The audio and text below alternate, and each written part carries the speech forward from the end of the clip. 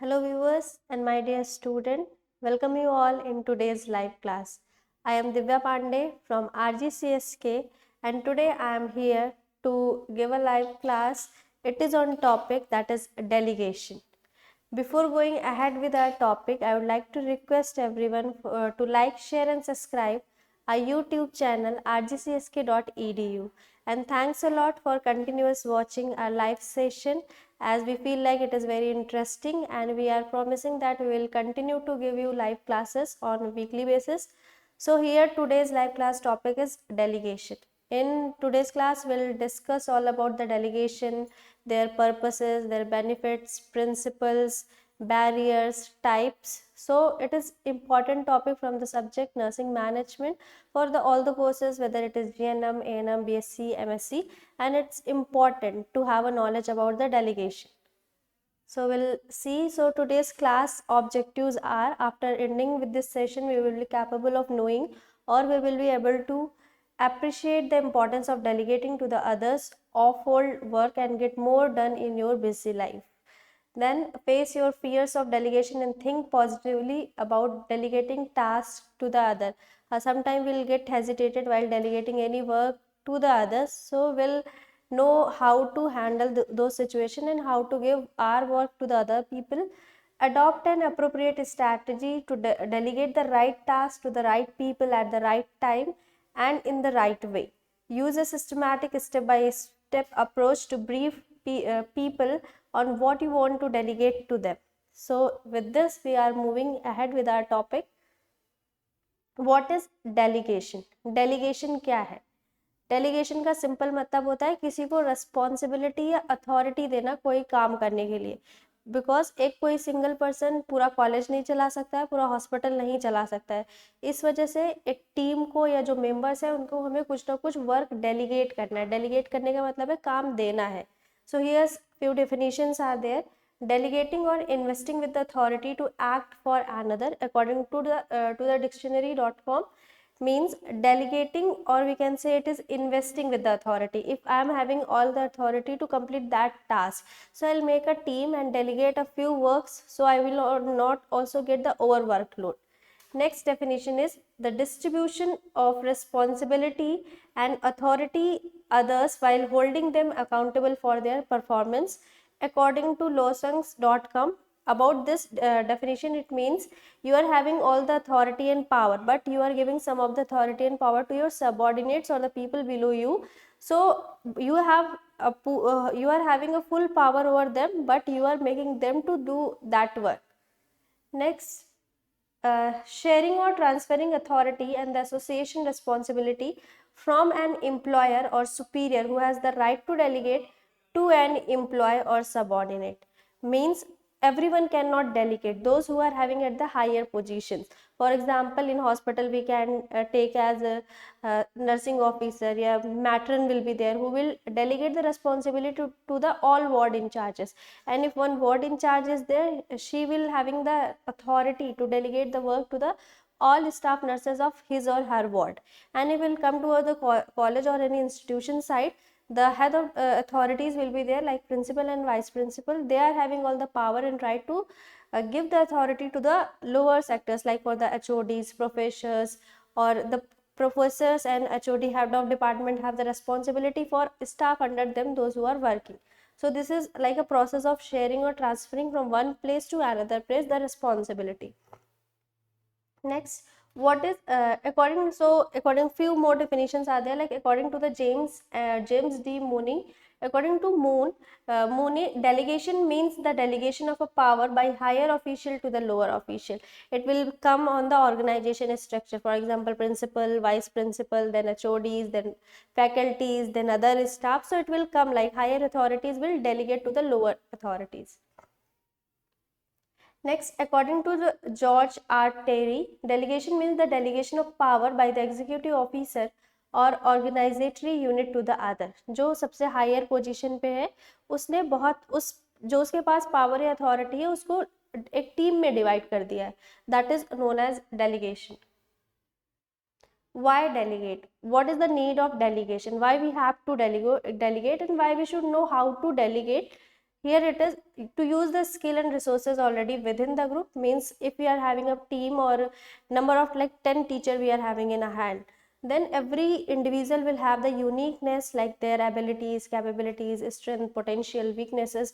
So we can get more from them as compare if you are working alone with all the responsibility. So because of this, second, to develop a new leader and build new skill within the group. Like some people will be a hidden gems, we can say. So we need to find out, we can scrap out who is having which qualities. Next, to prevent the group from getting too dependent on one or two leaders, like they should not dependent on other for all the decision. They should have the capability to give their own ideas and decisions. To become more powerful as a group, to allow everyone to feel a part of the effort and the success, means also we need we get involvement of our team, so they can also give some suggestions, ideas. Next is group members feel more commitment if they have a role and feel needed. Sorry, to get things done. Okay, here we'll see about the benefits of delegation towards the manager. What the manager will have the benefit from the delegation. It will be reduce stress because their workload will be decreased. Improve time management within a time span or given time, the work can be completed very fast. And increase the trust. They develop a trustworthiness relationship among the subordinates or their employees. Next is benefit of delegation. Next, benefit of delegation for from the what employees will get benefit. Professional knowledge and skill development, as they will involve in any work function, so they develop the professional knowledge, skills also will develop. And elevate the self-esteem and confidence. Sense of achievement, means they will feel like they are being involved, they are also worthy for the organization, they do have some creativity, so that will lead to the achievements. Next, what will the benefits to the organization? It is increased teamwork, like there will be unity in that employees of the organization. And increase the productivity and efficiency, because everyone will work together, there will be abilities will be collapsed together, so it will high chances to get a higher or increased productivity and efficiency to the organization. Next, we'll see about the dimensions of delegation. There are the three main dimensions of delegation. First is responsibility, second is authority, and third is accountability. So we'll see one by one what are these. First one is authority. Authority is normally refer as a power. If I am having power to do any work, like if I want to purchase anything, if I want to more people and delegate the work, that is known as authority. Next, accountability is simple meaning, if you are being given any responsibility, then you should be answerable for that consequences, whether it is failure, whether it is success, whether it is incompletion, whether it is any obstacles are there. So the person who is being delegated with the responsibility, they should be answerable for those consequences. That is known as accountability, means being accountable or answerable for your work. Next is responsibility. Responsibility, like what in a team if you are, and whatever the responsibility to complete and project you had been given, that responsibility you are fulfilling, that is means the uh, responsibility, and it is an important dimension of delegation. Next, here we'll see about the principles of delegation. So first principle of delegation is functional definition. Before delegating authority, manager should be clearly define the task, like the manager has to prepare oneself to whom they have to approach, how which team they have to select, like which member they have to select, and what quality he or she want in their team members, what work what person has to do, what is our time limit, what is our result to achieve. These things has to be kept in the mind of manager, and while conducting any meeting or while approaching the employees, they should first tell what work has to be done and what time that work has to be completed. Next, delegation by the results expected. It is then simple, the manager or a organization head or management or administrator will tell, I want this work has to be completed. For example, I want that lab has to be set up, but how it has to be set set up, where it has to be set up, those instructions won't be given. They want only result. Within this time limit, with this much of people, I want this result. That is known as delegation by result expected. Next, balance of authority and responsibility. It is important to have a fair balance between authority and responsibility to give to someone. They should have necessary authority to carry out their responsibility effectively. Like in some areas will be like that, we'll give our subordinates or the lower juniors some work, but we won't give any authority to take decision. They will come and ask the manager every time whatever the decision they are taking. Sometime there will be a critical situation, we won't having a time to ask with the management. So this much a little of authority has to also given to the subordinate when we are appointing or delegating with any responsibility. So like in those tough or conflict situation, they can take the decision because they are having that such authority in their hands. Next, clear accountability. Each person should have the complete responsibility for their assigned task. They cannot pass on their responsibility to others. Means if I am getting this work, I will do this work and I am answerable for this work. On that time, I could not say I didn't know other person had did this work. This responsibility had been given to other. It's not my responsibility. So this type of consequences should not occur. That's why the clear accountability has to be there. Next, single chain of command. Means there should not be like 2-3 managers are there and they are giving the different instructions, so team won't be in a line. So single chain of command, like a one leader or a one manager should be there who he or she will give same direction, same instruction to employees to complete that work or project. That is known as a single chain of command. Next, clearly define authority limits. Define authority limits means if you are giving responsibility and authority to any person, you should tell before to what extent, at what limit they can take a decision or they can mold a thing, what power they have. Like each person cannot, like for the staff nurses, we cannot give all the power what administrator or matron is having, because according to their designation, according to their experience, according to their position, they can give the they can take the any power or authority. So there should be a proper limitation, has to be instructed. Next, decision making at appropriate level. Like decision making, there will be levels of management or levels of organization will be there: higher level, lower level and middle level. So at what level which decision has to be taken, like if any infrastructure thing will come, that is for full responsibility of the managerial team. It will not come to the college faculties. Faculties will decide how to build up a building, what will be the classroom, what will the lab. So it will be the full responsibility of the management. They will hire a team, they will do the activity. So we should know at what point, at what appropriate level the decision making has to be taken. Next, reward for effective delegations. It suggests that effective delegation and successful assumption of authority should be rewarded.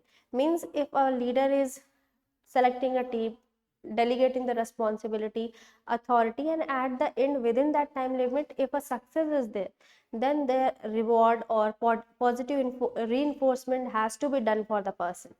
Next, effective communication support system. It suggests that there should be a continuous flow of information between the superior and the subordinate to furnish relevant information to subordinates for decision making. Means in this point, there should be a proper regular basis communication regarding that project with between the subordinates and the seniors, or from between the leaders and the employees, or between the manager and the team. There should be communication. If communication won't be there, there will be obstacles will be there. No decision making take place properly, no critical thinking won't be accepted. So if subordinates or the juniors want to say something, they don't have their leaders, they don't have their manager to discuss those things. So it will take more time to complete a project, it will develop a conflict among the subordinates. So there will be it is very important to have a communication between two of them. Next, we'll see about, so till here we had discussed what is delegation, then benefits of delegation to the management, to the subordinates, and to the organization. Here we'll see some important types of delegation. So first we'll start about the general delegation. General delegation is the subordinate is granted authority to perform all the functions in their department or division. However, they remain under the guidance and control of the supervisor. For example, a salesperson may be given the authority to collect a payment from the depot. For example, if any MR is there, medical representative, okay, they are working in a company and they going for the advertisement of their medicines to the various hospital. If any hospital is taking their medicines, then the salesperson, the company will give the order, or the manager will give the order to the salesperson that they only have to go and collect the money for those medicines which doctor is prescribing. So that is called as a general delegation. Means generally we are giving the work to our juniors or a team member or a subordinate, but we are having all the power. We are looking over them, we are having any molding or any changes, we are having all the power and authority. Next, specific delegation. A specific delegation is a type of delegation for it is given for a specific work, like if any inspection is coming, for that work one team is made. After that, the team won't be needed. Any, like we can take as example, if any recruitment is there, so one small recruitment committee will be there. So in this type of delegation there will be only not a full work, not a all time work, it will be a specific time duration and a specific function or activity has to be given. Next, the formal delegation. When authority is delegated as per the organization structure, means according to the level. First the manager will be there, then CEO will be there, then then system admin will come, then staff heads will come, ward in charges will come, the staff nurses will come, then junior staff nurses will come, then student nurses will come. So according to the organization chart, when the responsibilities are moving, that is known as formal delegation. Next, informal delegation. Informal delegation, this takes place when there is individual or a group agrees to a work under the direction of an informal leader. Means if there is a no process, like any junior will also lead the group. They will give the responsibility, this work we have to do like this. Then there will be no, they are not following the organization structure, who is senior, who is junior. That is known as informal delegation. Next is oral delegation. Oral, or sometimes it is known as unwritten delegation, means directly from orally that person will be called and they will be told you have to do this work, you have to do this work, and this time limit is there. There is no any documentation or proof that that person is being delegated. That type of delegation is known as oral delegation, and these are especially given for the short work or small work, small program, for the small agenda. Next is written delegation. Delegation made by the written orders and instruction is known as written delegation, in which proper documentation will be there, written things will be there, how many persons are there, what work responsibility they do have, and which time limit they have to complain, and at the time of conflict or any problem, to whom they have to approach. That is known as a written delegation. Next is full delegation. Full delegation means the whole responsibility the manager will give to the team or a subordinate. You will lead the team, you will do the activity, you will take a decision, you will change the or modify the program, but I want this result. That is known as full delegation. If, for example, we can see a nurse manager delegate the responsibility for managing a specific patient care unit to a charge nurse, giving them all the authority to make decision and take action as needed. For example, a head nurse or a nurse manager will take like medical ward is there, medical ward sister or ward in charge is there. To her, responsibility given by nurse manager, that this is a unit, this bed has to be there, like this has to be arranged, all the responsibility is yours and all the staffs are yours, you do that work, I want that result. That is known as full delegation. Next, partial or half delegation. Partial or half delegation refers to the transfer of a specific task responsibility from one person to another while still remaining overall control and accountability. Means not fully authority given to the subordinate, like some specific work, okay, for purchasing you can go and you are having all the responsibility for purchasing, like this some partial, some half responsibility when given, that is known as partial. For example, we can see a nurse manager delegate the task of administering medicines to a registered nurse, but still remain responsible for ensuring that the medication are being administered correctly or not.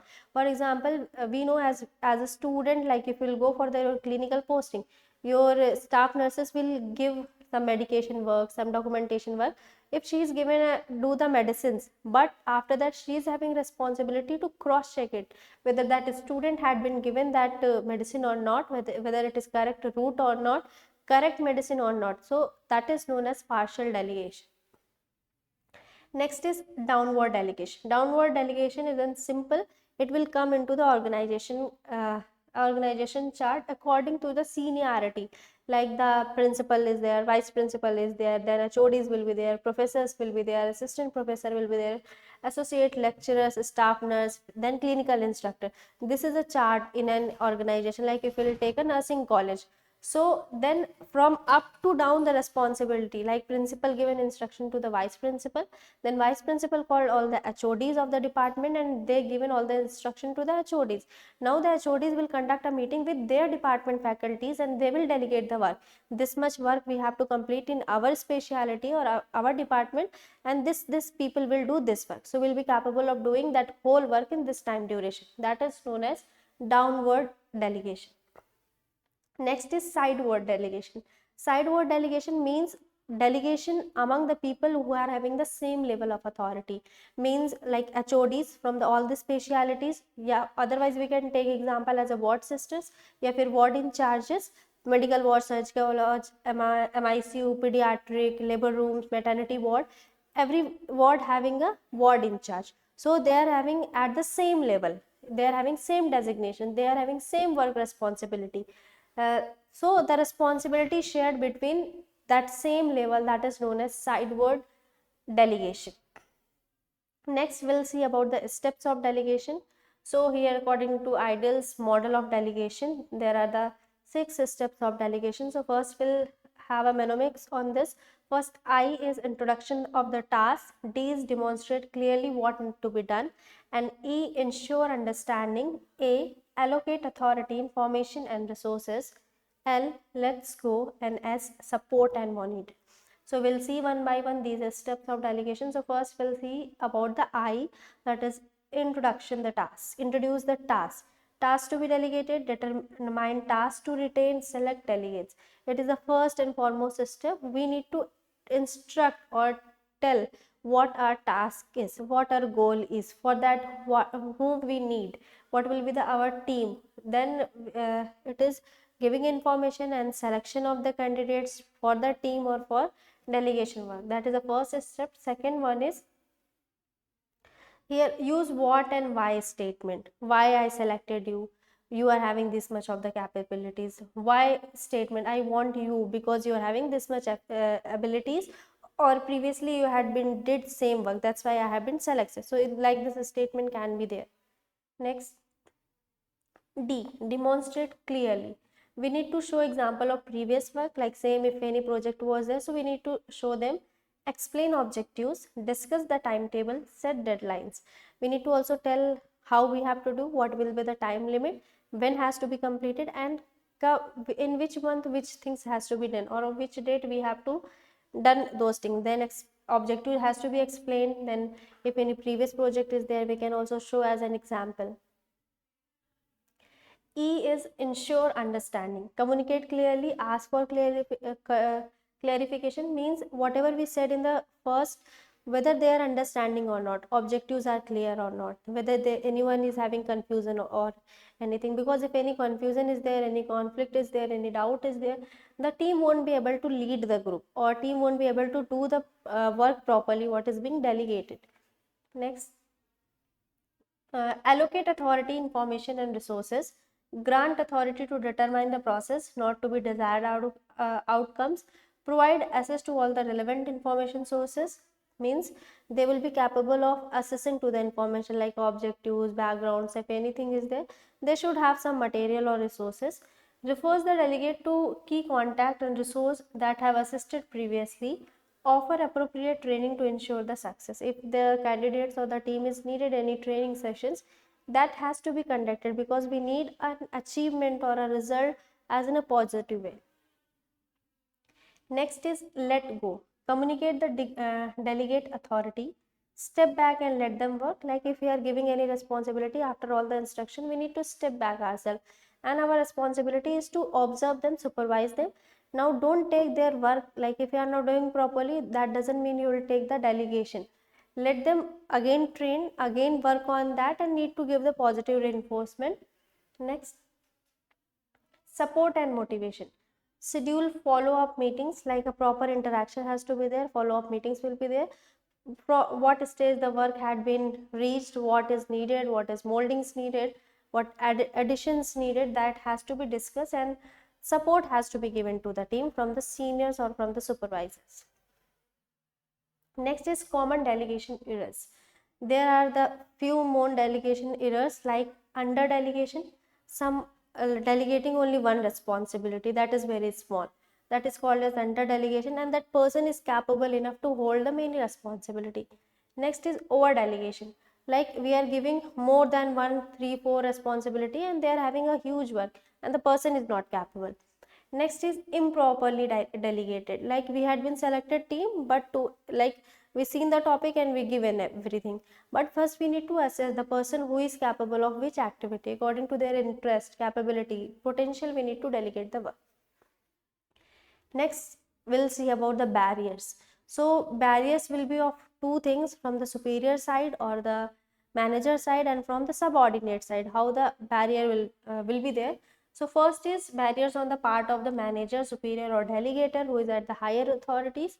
It is wanted to be in the limelight, unwillingness of the manager to delegate, lack of trust, confidence in subordinate, fear of competition, lack of ability to direct, desire to dominate subordinate, managers don't know how to delegate. So this could be the barriers. So we'll discuss one by one these barriers. First, wanted to be in a limelight, like this is a type of a autocratic responsible managers. They won't give any authority or responsibility to the subordinates. They will by their own take all the decision, because they are having a fear.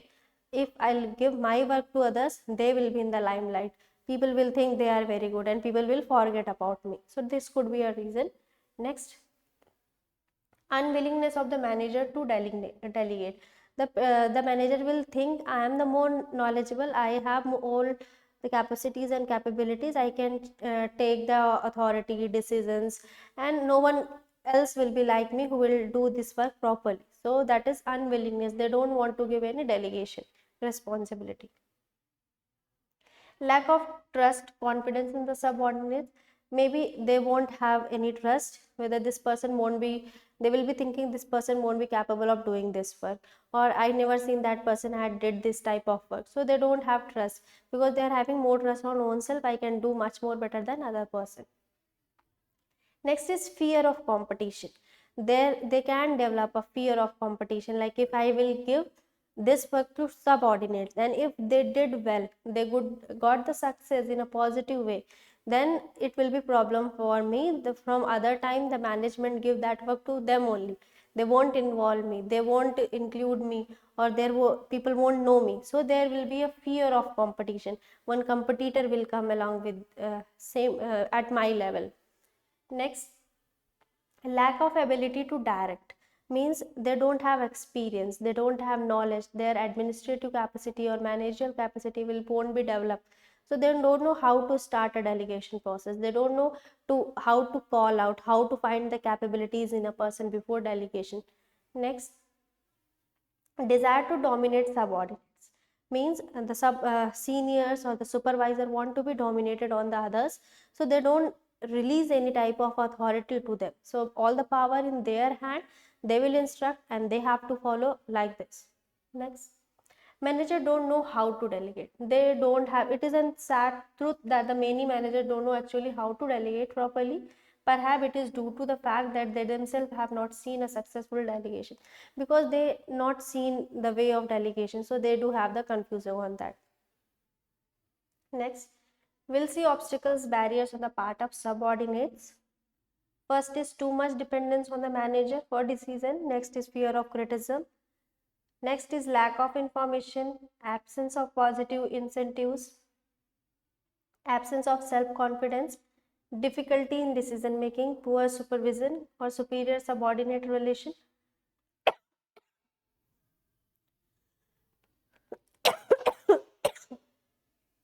Sorry. Undue interference by the superior, fear of being exposed. Here we'll see first is too much dependent.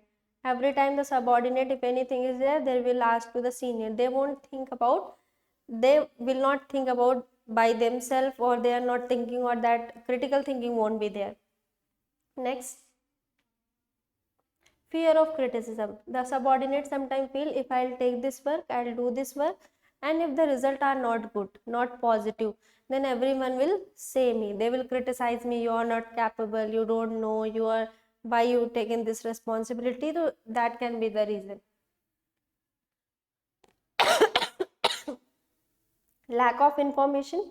A subordinate may hesitate to accept a new assignment because they don't know about much about that specific assignment or project. They don't have dealt before about this, so they do have some lack of information on that. Absence of positive incentives like recognition of work. Positive incentives means if I am doing any work, I feel like someone appreciate me for that work. So if it is not there from the manager side or from the superior side, the employees will feel like absence of positive incentive. So if it is won't there, they won't work properly, because in their mind it is being said, whatever I will do, no one appreciate me. So this appreciation is needed. Next, absence of self confidence. The person sometimes become low confidence about own self. I won't be able to do this much huge work responsibility I will not take, I don't have experience. So that is known as absence of self confidence. Next is difficulty in decision making, because subordinates may not have the skill and expertise to take quick and correct decision. It can be the reason they are the freshers, it can be the reason they are the new in the field, it can be a reason because they didn't seen anything like, or they don't have that capacity to take decision at an instant. Next, poor superior subordinate coordination. There is absence of coordination between, there is a lack of communication, lack of meetings. So because of that only regular meeting has to be conducted, and the meetups has to be there. The subordinate should be aware who is their supervisors, who is their superiors. They should have a one-to-one communication with them. Next, undue interference by the superiors. Undue means unnecessary interference. If person is doing work properly, also team is going well also in a flow, that time the superior will interrupt and they will give some of the suggestion which is invalid sometime. So this could also be the reason. Next, fear of being exposed. Sometimes the subordinate will have inferiority complex. They feel that have limit capacity to accept the challenges which are bound to come out of the delegation. They feel that there is inability to deal with new problems will be exposed due to the delegation. They are thinking that like, if I won't be able to do this, then they are having a fear of exposing key, like this much responsibility they are getting and they are not capable of doing this thing. Next, so the secret of success is not in doing your own work, but it recognizing the right person to do it. Means you are not good enough when you are doing everything by your own.